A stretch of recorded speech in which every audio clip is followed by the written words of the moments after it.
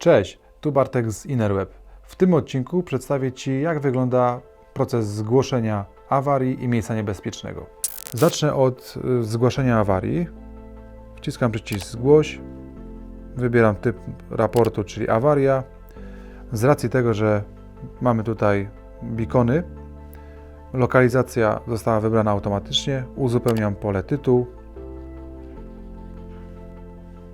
uzupełniam pole opis, dołączam zdjęcie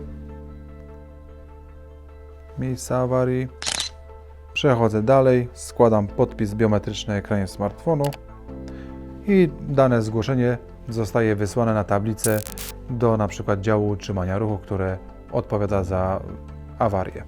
Drugim typem zgłoszenia będzie miejsce niebezpieczne.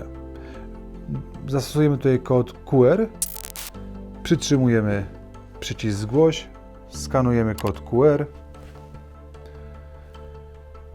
Lokalizacja została uzupełniona na podstawie zeskanowanego kodu. Uzupełniamy pole tytuł. Uzupełniamy pole opis. Dołączamy zdjęcie. I zatwierdzamy to podpisem biometrycznym na ekranie. I wysyłamy dany raport. Ten raport trafia na tablicę zgłoszeń do działu bezpieczeństwa, które odpowiada za tego typu zgłoszenia.